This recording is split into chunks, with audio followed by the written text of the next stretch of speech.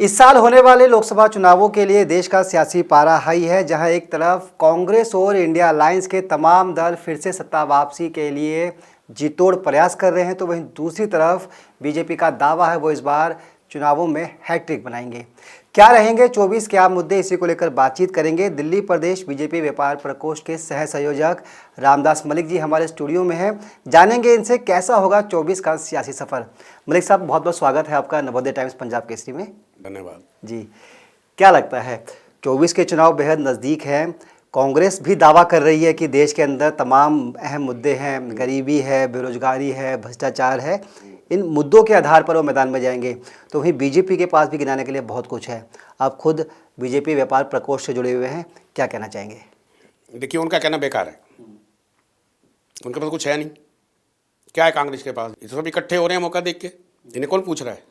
और जहाँ तक भारतीय जनता पार्टी का सवाल है, और मैं दावे से कह रहा हूँ, काम किया भारतीय जनता पार्टी ने, मोदी जी ने। देश ने उस काम को देखा है, देख रही उस काम को। सबसे पहला काम तो देखिए ना, किसान निधि का। आप देखिएगा इससे पहले क्या होता था। गुजरात में, इसके अंदर, महाराष्ट्र के अंदर, देश के अंदर किसान आत्महत्या करते थे। इतना बड़ा कदम उठाना, हर एक किसान निधि की योजना के अंतर्गत उसकी जेब में पैसे पहुंचाने, उसके अकाउंट में सीधा पैसा जाना, आज होती है आत्महत्या क्या? इससे बड़ा क्या होगा जी? अकाउंट खोलना। लोग अकाउंट की पहले कल्पना भी नहीं कर सकते थे। बैंक अकाउंट आम आदमी भी जाता था खुलवाना, तो गारंटी मांगी जाती थी। जीरो के ऊपर एक पैसा नहीं, अकाउंट खुल गए। किसानों के किसान निधि से पैसा पहुंचने लग गया। किसान खुशहाल होगा तो देश खुशहाल होगा जी। और क्या? और राम मंदिर का जो मुद्दे की आप बात करो, राम मंदिर, दूसरी बात मैं बता रहा हूँ आपको।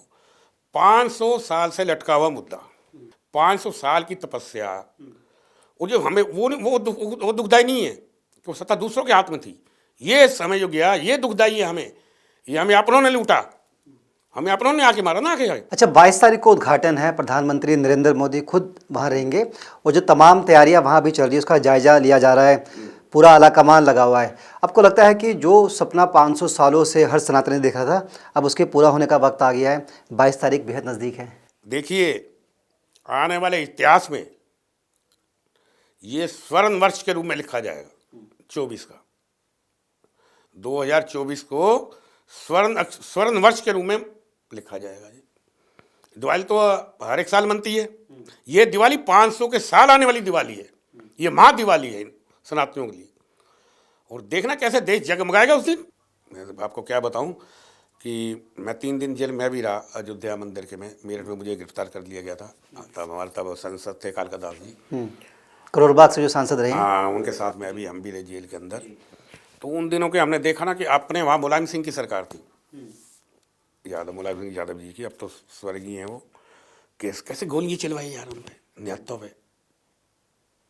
क्या था उनका कसूर? 2 भाई तो ऐसे सगे थे जो कोठारी बंधु जो थे, कोठारी, उनका बंगाल से जो आए थे। हाँ, वो बताओ उसकी। मैं अब वो वीडियो निकली, इन्होंने बैन कर दी थी। क्या कैसे लट्ठों से तोड़ा लोगों को। ऐसा होता है क्या आज़ाद मुल्क के अंदर? लोकतांत्रिक, प्रजातांत्रिक, जहाँ डेमोक्रेसी, जमहूरियत है, उस मुल्क के अंदर इतना अत्याचार।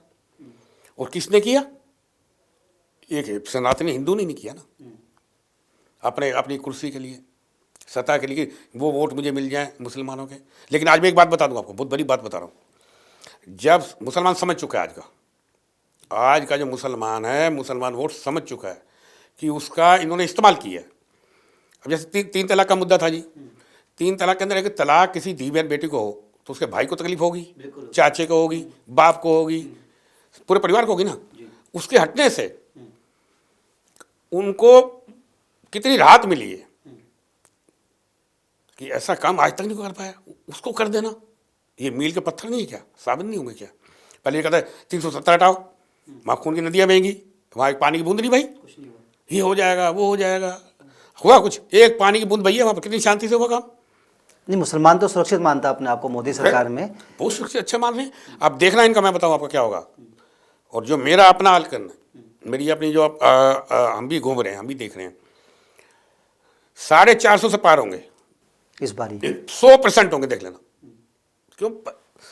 जनता ने काम देखा है। आप व्यापार प्रकोष्ठ से जुड़े हुए हैं, क्या कुछ तैयारियां हैं? आप लोग क्या करने वाले हैं? पूरी तैयारी है जी। पूरा जितना सनातनी है देश का, कि विदेशों का भी, पूरे विश्व के अंदर, उनके अंदर बहुत बड़ा उत्साह है। आने वाले इतिहास में ये मोदी युग पुरुष के रूप के अंदर दर्ज होंगे जी। अब देखिए इनकी जोड़ी कैसे है। राम के साथ हनुमान जी थे रामायण के टाइम, और कृष्ण के साथ अर्जुन जी थे, और मोदी जी के साथ अमित शाह जी हैं। ये कुदरत करती है, ये ऊपर वाले का करिश्मा होता है, वो ऐसी जोड़ी बनाती है, तभी परिवर्तन आता है। ये परिवर्तन का युग है ये। आप तो कह रहे हैं मलिक साहब की बीजेपी तमाम विकास कार्य कर रही है, हर क्षेत्र में देश में काम किया है, सेना हमारी मजबूत हुई है, रुपया हमारा मजबूत हुआ है, जीएसटी से भारी कलेक्शन देश में आ रही है, महिलाएं सुरक्षित है, मुसलमानों के लिए भी काफ़ी काम किया। लेकिन कांग्रेस और जो तमाम विपक्षी दल हैं वो लगातार सवाल उठा रहे हैं। वो कह रहे हैं कि देश में महंगाई है, गरीबी है, बेरोजगारी है। इनके पास कुछ है ही नहीं लोकसभा में, राज्यसभा बोलने के लिए। कैसा होता है क्या? अरे मनोबल गिराओगे, सगी का स्ट्राइक कोई, उस पर सबूत दिखाओ। आज मैं बता दूं आपको, और बड़े खुले शब्दों में कह रहा हूं, जब से मोदी जी आए हैं भय मुक्त भारत हुआ है। भय मुक्त। पहले क्या था? रेलवे स्टेशन में भय, रामलीला में भय, बाजारों में भय था। आज जब से मोदी जी आए हैं, कहीं है भय का वातावरण? सब जा रहे हैं। और दूसरा सबसे बड़ी जो बात बता रहा हूं आपको, ये सरकार बेदाग सरकार है। एक भी दाग किसी 9-10 साल के अंदर किसी मंत्री पे लगाओ, बताओ हमें, एक भी मंत्री पे। और इनके समय क्या होता था? कोला घोटाला, राशन घोटाला, ये घोटाला घोटाला ही घोटाला सब भरा होता था अखबारों के अंदर। इससे बड़ी बात क्या होती है भाई? इससे बड़ी बात क्या है? बेदाग सरकार। अच्छा, आप खुद एक समाज सेवी हैं और लोगों की सेवा करना अपना धर्म समझते हैं। कुछ चीज़ें आप हमसे शेयर करना चाहें अभी तक जो आपने पार्टी के अंदर और पार्टी के बाहर रहकर समाज के लिए काम किए हैं? सेवा परमो धर्म। सेवा का बख्यान नहीं किया जाता।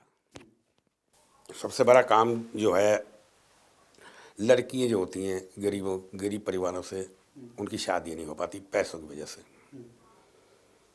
अगर है तो उनकी मदद करनी चाहिए ताकि घर परिवार बसें।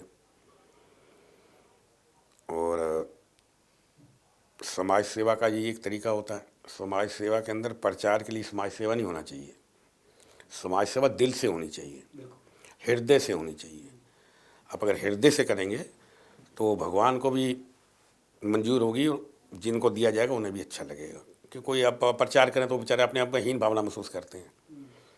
कई लोग आते हैं हमारे पास, तो लोग ड्रामे के लिए ड्रामा करके हमने ये कर दिया वो कर दिया, वो नहीं। लेकिन मैं कोशिश करता हूँ कि प्रचार नहीं हो। अगर आपके पास समृद्धि है, ईश्वर ने दे रखा है, दिखावा ना हो। दिखावा नहीं हो। ये धर्म का काम है। ये आप देखो, जितने अवतार हुए ना, वो भगवान इंसान के रूप में ही हुए हैं। आप जैसे सनातन की लड़ाई लड़ रहे हैं, आप कहते हैं कि सनातन और मजबूत होना चाहिए। राम मंदिर तो उसका तो उद्घाटन हो ही रहा है, लेकिन अभी भी मथुरा की बात करें, ज्ञानवापी की बात करें, वहाँ भी तमाम चीज़ें उलझी हुई वही हैं। बात देखो ना, मैं बताऊँ, सनातन मजबूत होगा तो देश मजबूत होगा, देश मजबूत होगा तो विश्व मजबूत होगा, विश्व के अंदर ख्याति होगी। और देखना, ये भारत विश्व गुरु बनने वाला है, जल्द शीघ्र पूरा संसार मान रहा है। जी मलिक साहब, आपके जैसे लोग समाज सेवा के साथ साथ सनातन के लिए भी काम कर रहे हैं, तो लगता नहीं कि एक्टिव पॉलिटिक्स में आपका होना बहुत ज़रूरी है? दिल्ली की 7 सीटों पर चुनाव होने हैं, आपका मैदान में आना बहुत ज़रूरी है। आप जैसे लोग सामने आए।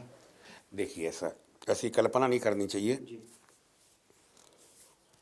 कल्पना करने से, सपने देखने से बात नहीं बनती। हकीकत में उतरना चाहिए। हकीकत ये होती है कि आप काम करिए बस। अब काम अपना आप ध्यान, काम फल देना ईश्वर के हाथ ये तो आपका निस्वार्थ सेवा भाव हो गया। अगर आपको पार्टी मौका दे दिल्ली के अंदर, तो कोई ऐसी सीट जो आपने सोची हो जहां आपको लगता हो कि उस इलाके में आप बेहतर काम कर सकते हैं? अभी ऐसा कोई सोचा ही नहीं, ना ऐसा कोई विचार है, ना कोई सोचा है, ना कोई विचार है। और मैं तो एक चुपाई पे ध्यान हमेशा विश्वास रखता हूँ, होगा वही जो राम रच रखा, जो ईश्वर ने रचा होगा।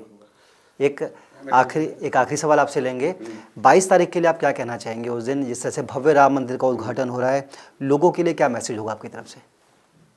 घर घर के अंदर दीपक जलाएं, भैद दिवाली मनाएं, विराट दिवाली से कहा जाए। हर एक घर के अंदर, हर एक सनातन के अंदर ये भी मना रहे हैं, दूसरे हर एक हिंदुस्तानी मना है, हर एक भारतीय मना है। राम एक के नहीं है, राम सबकी है। जी चलिए मलिक साहब, बहुत बहुत शुक्रिया बातचीत के लिए। तो देश पूरी तरह से राम में है और इनका कहना है कि लोग 22 तारीख को अपने घर में दीपक जलाएं, प्रभु राम की स्तुति करें। न सिर्फ हिंदू धर्म के लोग, क्योंकि ये कहा जाता है कि राम सिर्फ हिंदुओं के नहीं है, राम हर धर्म के हैं, और ऐसे में सबको मिलकर भाईचारे की मिसाल पेश करते हुए आने वाली 22 तारीख को पूरी तरह से राम में होने का प्रयास करना चाहिए। फिलहाल इस पेशकश में इतना ही, मुझे दीजिए इजाज़त, नमस्कार।